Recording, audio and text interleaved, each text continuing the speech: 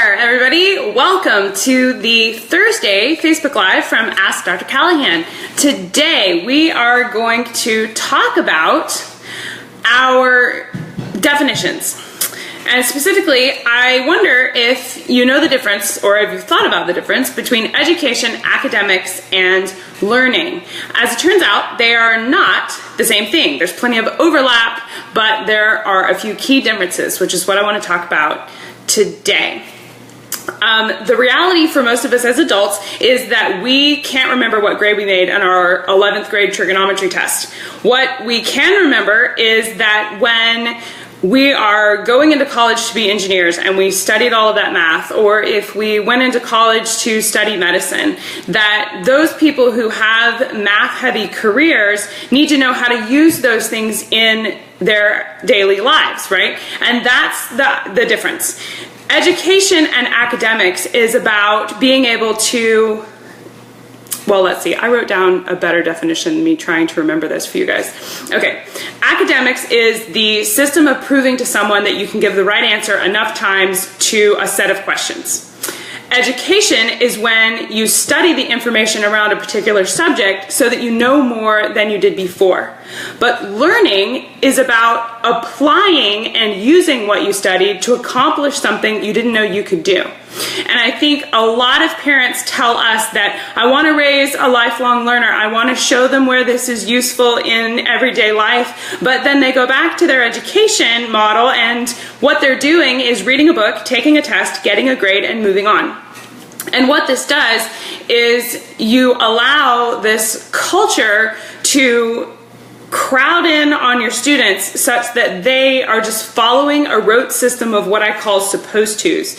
And I'm going to link to this in the show notes for you, but Pixar just released a awesome short film. It's on my profile page, and I'm going to put the link down here, but it's called Alike, and the video shows the impact of today's culture on creativity. You have this young child who's going to school for the first time, and they're so excited, and they're putting on their backpack because they think the backpack's cool, and they're headed to class, and the teacher hands out this sheet. It's a worksheet, and those sound familiar, right? We know about those in math class. They hand out this worksheet, and you're supposed to fill out the worksheet in a certain way, which, by the way, in this kid's classroom did not include using the green crayon that this kid loved to draw with. And so it goes on, and the kid gets the worksheet, and instead of filling it out like he's supposed to, he draws this beautiful picture of something that he loves, and the teacher scolds him and lets him know that that's not the right way to fill out this worksheet, so you need to go back and do it again. So the kid, in very kid fashion, switches from a green crayon to a red crayon, and instead of drawing a picture, draws each letter, but draws each letter as a picture. So like the D would be a bubble letter with a dog shape, or he drew a dragon out of the E and different things like that. Turned that into the teacher, and the teacher scolded him again and said, no, this is not good. The way we fill out worksheets is this way, and you have to fill it out right. And so the kid picked up his pencil and filled out the sheet the way he was supposed to, but his countenance just fell, and he was angry, and he was bitter, and he was bored.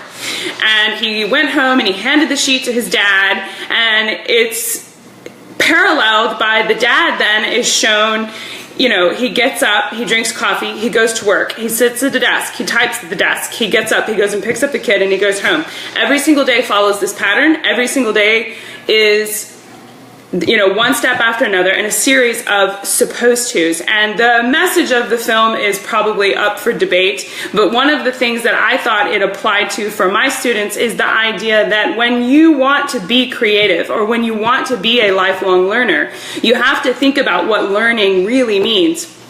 And the reality is that you're probably not going to remember everything that might be useful for you to know as an adult. But if you learn in the right way, you can know a few things really, really well, which is what education really ought to be. You're learning the information that you need to accomplish your goals, and creativity is what helps you form what your goals ought to be. So as you're learning in high school, try not to be the gray, drab sort of, we have to fill out worksheets, we have to get an A, we have to take so many tests. Those things are necessary in academics, particularly if you're getting ready for like the ACT or SAT, but keep in mind that the ACT and SAT are tests, and they're often not the be-all, end-all determiner for how much people know. It's really just a test, and a lot of what you would learn, you even have to go to special classes to learn how to take that kind of test. It's its own set of learning. So if your kids are sitting there stressed out about math, or they want to use a green crayon, for heaven's sake, let them use a green crayon. Don't squash their natural creativity about life and where math can be used, because those kids, the kids who can look out at the world and see how math can turn a pile of wood into an airplane, or the kids who can say, hey, I bet if I do this, I can make that happen. You want to empower that, because those are the innovators, those are the future, those are the kids that are going to go and build things and create things and grow a world that everybody wants to live in. And so it starts by not forcing them to fit a mold for the sake of academics. And I don't know if you know this, but the public school system was originally created to increase the number of factory workers in the United States as a method of recovery from the Great Depression.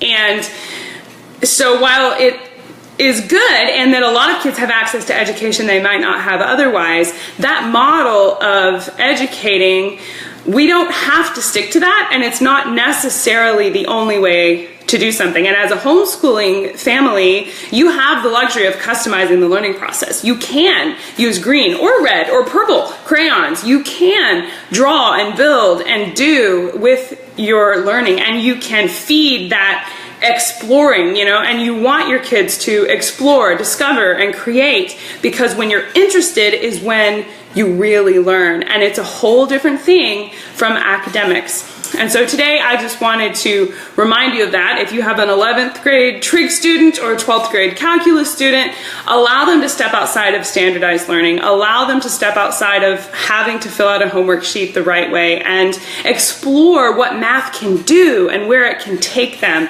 You'll be surprised at their creativity. Have a great Thursday, you guys. Let us know if we can help you with math, and I will see you next Thursday. Bye-bye.